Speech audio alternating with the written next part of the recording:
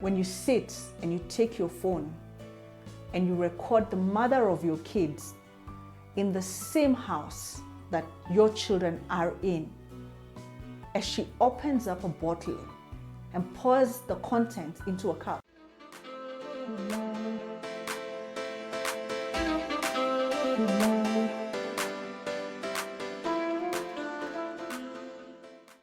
This thing called marriage, how does it work?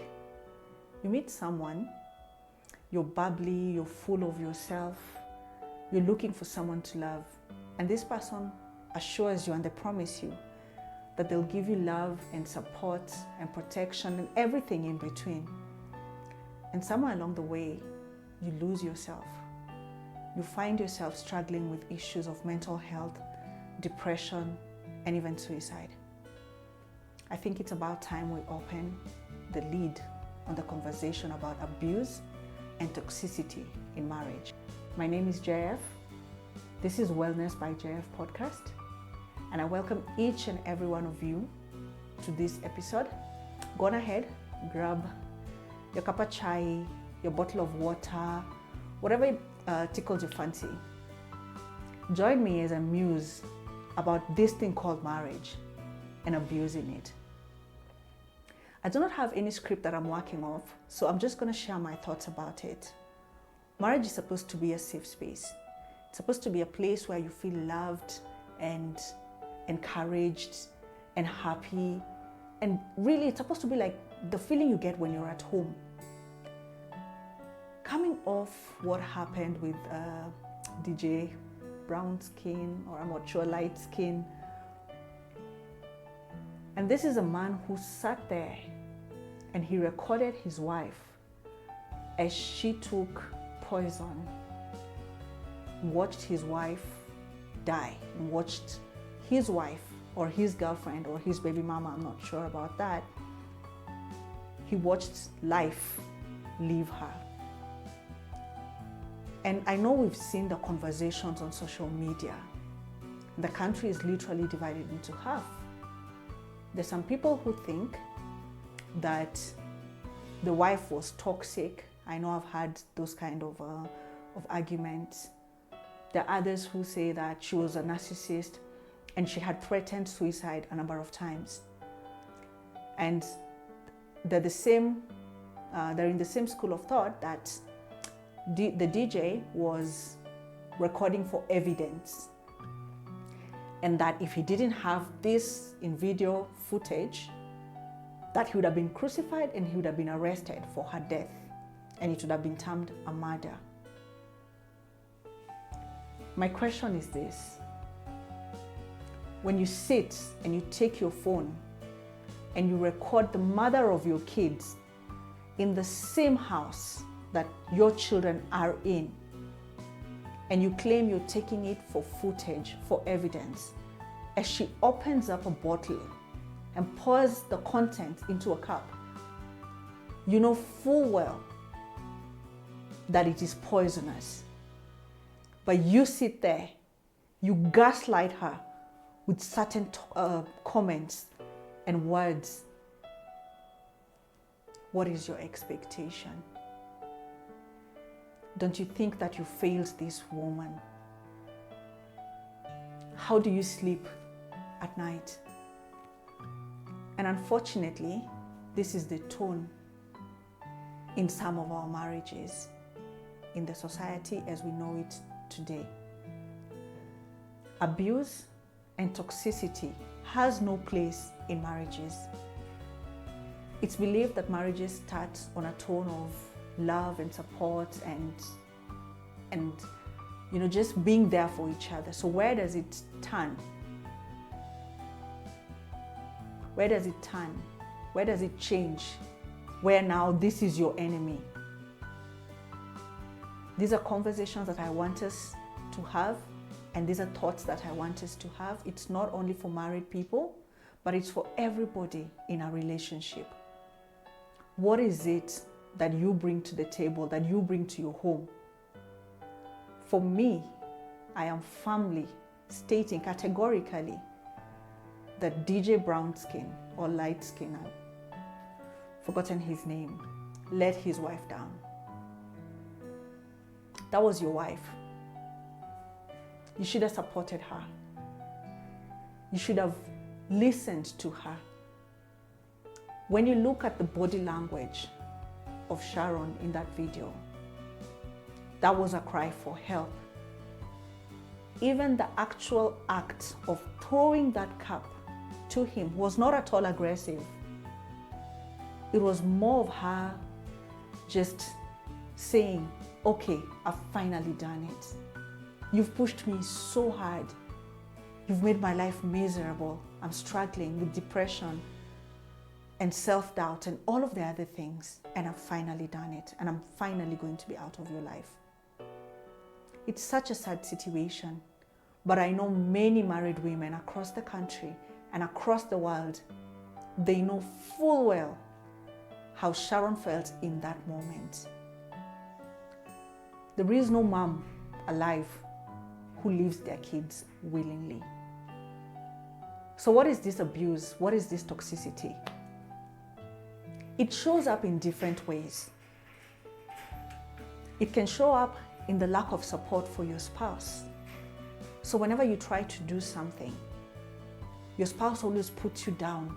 They always put those small thoughts in your head that you're not good enough, that what you're trying to achieve cannot be done.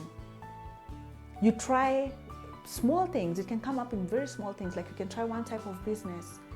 He'll have something to say about that. You say, I want to do an Airbnb. He'll have something to do about that. And there is no time, there is no way, or there is no idea that you could ever come up with. You could come up with 10, 1,500, and that would still not be good enough. That is a sign of toxicity. Most people think that abuse only happens physically, that, so long as your spouse, be it man or woman, so long as they don't put their hands on you, so long as they don't hit you, so long as they don't, physically cause harm to you, you do not think that that is abuse. But there is psychological and emotional abuse. A person who ensures that there is no peace at home from their actions, aggressive behavior, sometimes passive aggressive. So it's almost as if it's aggressive, but it's not aggressive. It's almost as if, he wanted to, slap you, but he didn't. And so you think that that's okay. It's not. There should be mutual respect in any relationship, let alone marriage. And so abuse and toxicity rears up in different areas of your life. Statistics show that no one ever commits suicide the first time they said that they would commit suicide. It's proven it takes up to 7 times from the moment or the first time that they said it to when they actually do or perform the actual suicide. And so you hear some people on social media saying that, it's not the first time that we took Sharon to the hospital. My question is this: why did you keep quiet? She had a family, she had friends. Why was that not escalated? That this person is struggling for one reason or the other. It's not easy to take your own life. There's a struggle there. There's mental health issues, deep-seated issues that have to be addressed. And so whatever she did, up until the last moment that she actually took that poison, up until the last moment that she was on the carpet, that was a call for help. If at any one point someone would have actually interrupted, somebody would have actually given her help, I assure you, she wouldn't have said, give me another dose because it didn't kill me. She'd have actually wanted so much to live. I once read a story of a man. He was based in London, and I think there's this famous London Bridge that we used to sing when we were kids. And apparently that bridge, sometimes people go there to commit suicide. I think it's a known thing. Even here in Kenya, in Mombasa, we have the Nyali Bridge.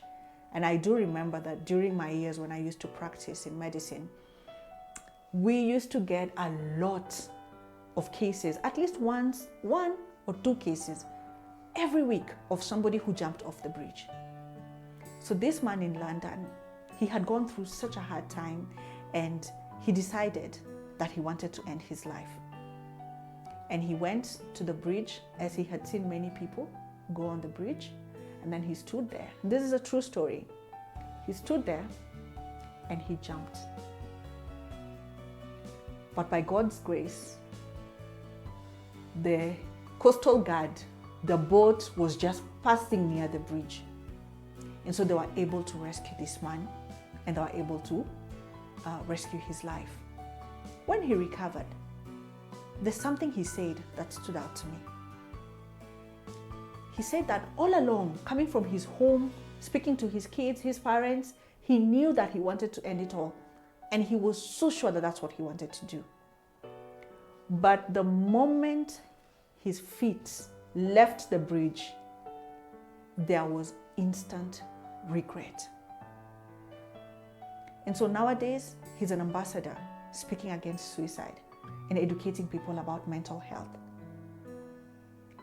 There is no doubt that Sharon was suffering with mental health issues. There is no doubt about that. But some of the questions I'd like us to muse about: did she enter into the relationship with mental health issues? We meet young girls today, happy, full of life, charming, ready to take on the world, until you get into a relationship with a toxic, narcissistic man. And after a few years, you can't even recognize yourself. And I know the debate is raging and the debate is ongoing. Again, I ask, who pushed Sharon to that extent? Who is pushing married women in the world, in the country today, to struggle with mental health issues? And I'm not afraid to say it. It's abuse from our spouses. It's abuse from our husbands. And today I want to speak to husbands all over the world. You've let us down. We trusted you to love, to protect, and to support us. But you've let us down. Go to any road. Just drive on the road. All the miserable women you see, and it's all here, those are married women. And all the happy-go-lucky, women who are like ready, their vibe, those are single women. It doesn't have to be like that. Marriage is supposed to be a safe space. And I know that, yes, there's men also who go through abuse, but the numbers are tipping very heavily that women are the majority of people who go through abuse. And it comes in different forms and shapes. Like I've said, there's the physical abuse where the person actually physically hits you. It can be sometimes smashing your head up on the wall. It can be punching your face, name it. There's a psychological abuse or emotional abuse. They taunt you. The abuse is up here. They taunt you. They use derogatory words. They insult you until you forget who you are, and now they've turned you to be this person that they've created. And so today, I want to pose a question. Men, when you look at your wife, who is she? Is she happy? Is she fulfilled? Is she loving? Does she smile? Is your wife doing anything with her life? Or she's nagging, she's sad, she's depressed, she's anxious,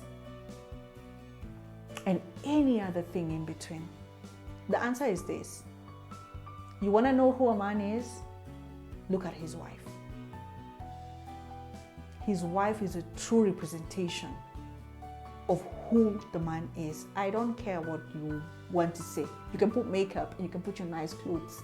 But at the end of the day, if your wife is not happy, if she's not fulfilled, you created that wife. And so you can justify that this lady was toxic, this lady was narcissistic. But when you hear from people who knew her pre the marriage, they'll tell you she's a very happy person. She even was part of the group that helped the DJ blow out of proportion because her mind was in the right place. She was able to create. And so all these abused and depressed and desperate married women that we see in the country, I'm very sorry to say, are created by the men, by the husbands that we have. And why is that so? All of these issues are rooted in mental health issues and illnesses, largely undiagnosed, largely unspoken. Yourself, you suffer from control issues. You want to control who your wife talks to. You want to control how they dress. You want to control each and every aspect of your wife. That's not possible because she's a human being too. And she doesn't like necessarily what you like. And so when you come into a relationship with anyone, you should allow space for them to be themselves. That's why you're supposedly A and your wife is B. And so the both of you together make AB. But when you come into a relationship and you try to change B to be A, no matter how much you try, B can never fit into A. Parts of B will always be peeking out of the corners and the straight lines of A. And this is a call to all the men. You can change the tone in marriage. Marriage works. Marriage is beautiful. But abuse and toxicity should not be entertained in any parts, be it small time or even the big ones where we've had people, spouses, go even to the extent of killing each other.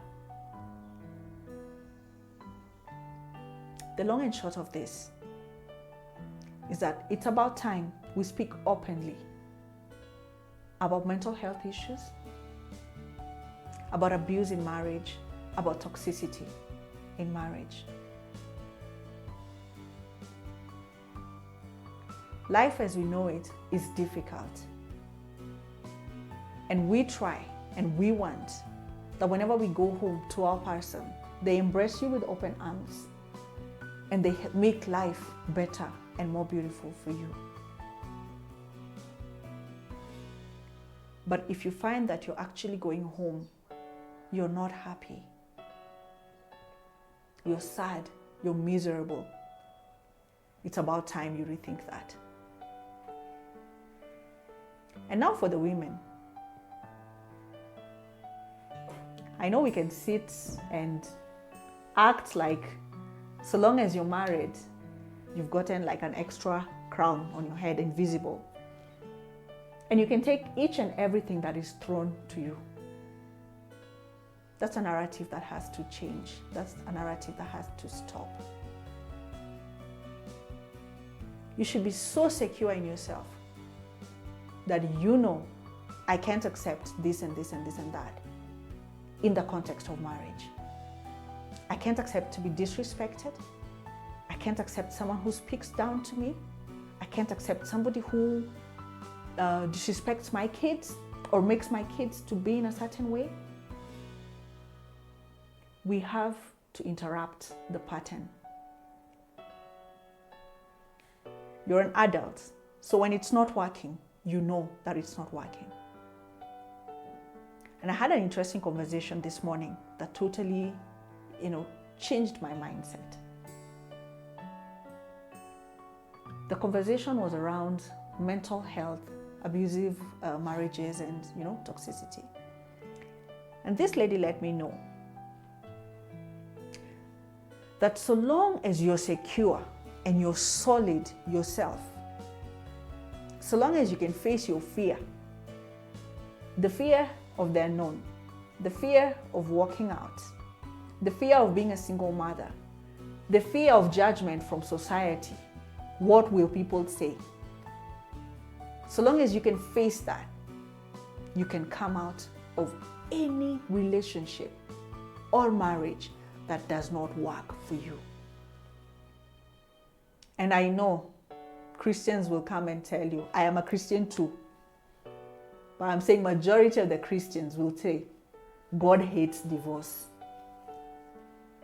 But they won't tell you the other part of it. God hates divorce, all right, but God loves you. And in God loving you, God expects you to stand up for yourself and for you to know that this relationship or this marriage is not working for me. And the extension of that